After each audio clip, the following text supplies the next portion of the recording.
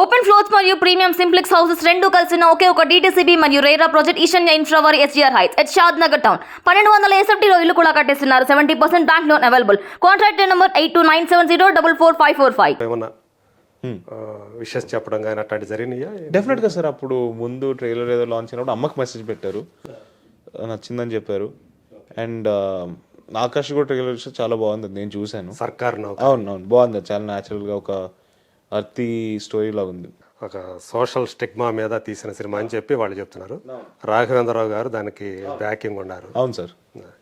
So మీకు సంబంధించి అంటే ఈ బబుల్ గమ్ తర్వాత మీకు ఏదైతే వస్తుందో ఫీడ్బ్యాక్ అనుకోండి, ఇంకోటి అనుకోండి, దాని మీద డిపెండ్ అయ్యి నెక్స్ట్ ఫిల్మ్ చేద్దామన్న ఆలోచనతో ఉంటారా, లేకపోతే ఆల్రెడీ వేరే సెకండ్ మూవీ కూడా ప్లాన్ చేసేసుకున్నారా? వింటున్నా సార్ నేను ఇప్పుడు ప్రస్తుతానికి. అది చూడాలి ఎంతవరకు ఏది ముందరికి వెళ్తుందో అనేది. బట్ రిజల్ట్ బట్టి చేయడం అనేది నేను అది ఎప్పుడు అనుకోలేదు సార్. నా మెయిన్ మోటో నేను సినిమా చేస్తే అది మంచి కథ అయి ఉండాలి. ఓకే.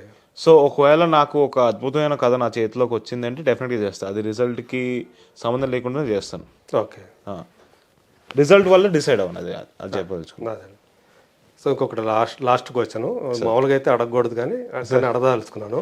Okay sir. సో మీకు సంబంధించి మీ ఫ్యామిలీ అంట ఒక మీడియాలోని కొంతమంది పని కట్టుకొని ప్రచారాలు చేయటం, అమ్మ గురించి నాన్న గురించి, ఇవన్నీ కూడా అలా జరుగుతున్నప్పుడు పిల్లలుగా మీకు దాన్ని ఎదుర్కోవడం అనేది ఎలా అనిపిస్తుంది?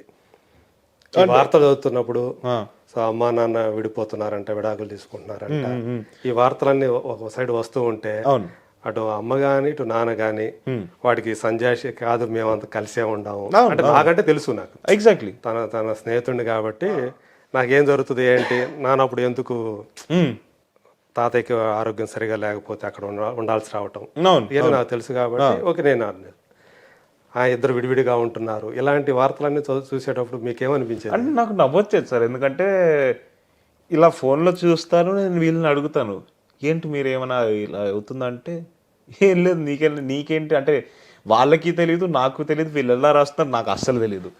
అంటే రాసే వాళ్ళకి ఐదర్ వాళ్ళిద్దరికి తెలిసి ఉండాలి. అంటే వాళ్ళిద్దరు విడిపోతున్నారు అని రాసిన మా అమ్మ కానీ మా నాన్న కానీ ఎవరికో ఒకరికి తెలిసి ఉండాలి.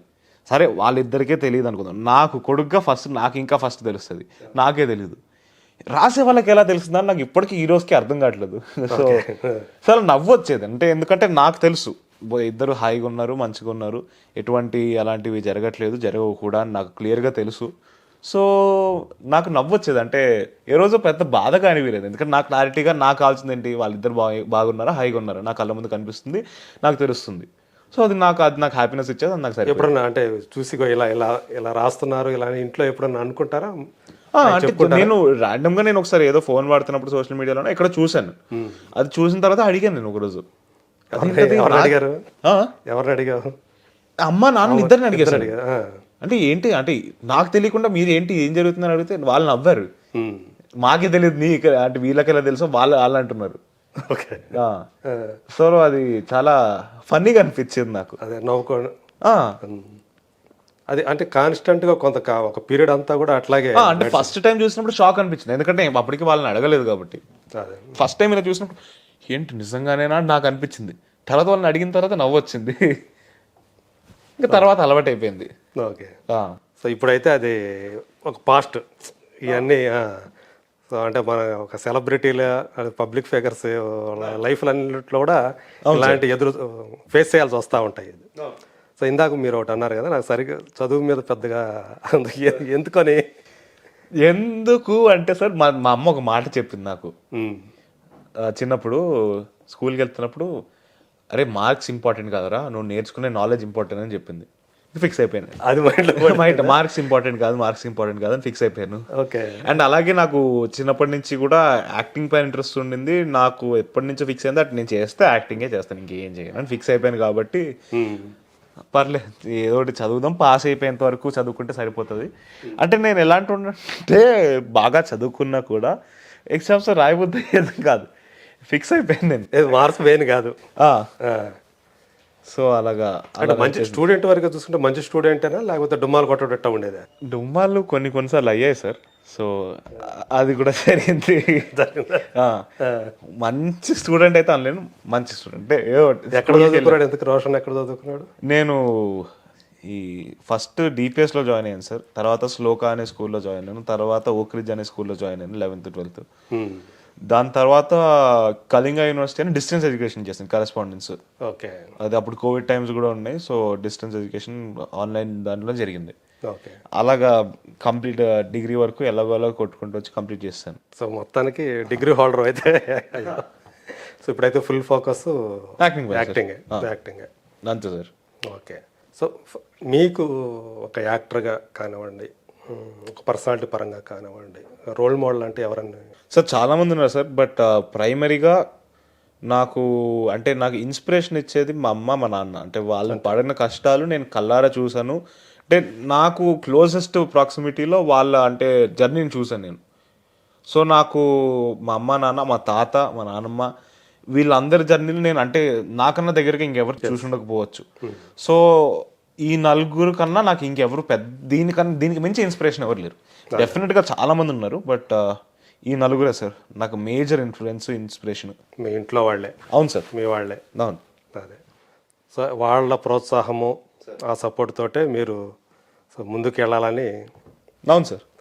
ఇంకా కావాల్సింది ఏముంది, ఇంకా అమ్మ నాన్నలు ఇద్దరు కూడా అదే ఫీల్డ్లో ఉండటము, అర్థం చేసుకునే వాళ్ళు ఉంటారు. అవును అవును. వాళ్ళు కూడా. సో అట్లా మీ కెరీర్ని బిల్డ్ చేసుకోవాలని చెప్పేసి ప్లాన్ చేసుకుంటున్నారు. అంతే సార్. ప్లానింగ్ అయితే ఉంది కదా, కెరీర్ ప్లానింగ్ అయితే ఉంది కదా. సో ఒకవేళ హీరోగా ఎవరికైనా హీరో కావటం, తర్వాత స్టార్ హీరో కావటం అనేది, సో ఈ ప్రాసెస్లో మీ నుంచి కూడా ఏమైనా ఒక ప్రొడక్షన్ హౌస్ ఏమైనా వచ్చే అవకాశం ఉందా? అట్లాంటిది ఏదన్నా ఎప్పుడన్నా? నాకు డెఫినెట్గా ఇంట్రెస్ట్ ఉంది సార్. అంత డబ్బులు సంపాదించిన తర్వాత ఆలోచన పెట్టుకుంటా, బట్ ఇప్పటివరకు అయితే అంత డబ్బులు నేను సంపాదించలేదు. బట్ నాకు ఇంట్రెస్ట్ ఉంది సార్, ఎందుకంటే నాకు ఒక ఆపర్చునిటీని క్రియేట్ చేయాలని ఉంది జనాలకు కానీ, వేరే బయట నుంచి వచ్చే వాళ్ళకి కానీ. చాలా మందికి ఇప్పుడు నాకు ఒక మనిషి ఒక మాట చెప్పాడు, privilege is the umbrella that you keep others you don't have the privilege for అని. సో ఆ అంబ్రెల్లా అలా పట్టుకొని తీసుకెళ్ళాలని ఉంది. సో ఆ డబ్బులు సంపాదించిన తర్వాత డెఫినెట్గా నాకు కూడా ఒక ప్రొడక్షన్ హౌస్ పెట్టాలన్న కోరిక ఉంది. ఓకే. సో అది ఎప్పుడవుతుందో తెలియదు, కానీ ఆ ఐడియా అయితే ఉంది సార్. ఈ సినిమా సంబంధించి మీరు అందుకున్నటువంటి ఫస్ట్ చెక్ చెప్పచ్చా మాకు? చెక్ వచ్చింది అసలు? అది చెక్ లేకపోతే ఇంకా ఆ కోరికలు ఇంకా అందుకోలేదు సార్. నాకు ఫస్ట్ సినిమా అయితే వచ్చింది. సో ఆ మాటలు మాట్లాడకూడదు అనుకుంటా, చంపేస్తారు సార్. ఇది వదిలేసే. నిర్మలా కాన్వెంట్ అప్పుడు ఏమైనా ఇచ్చారా?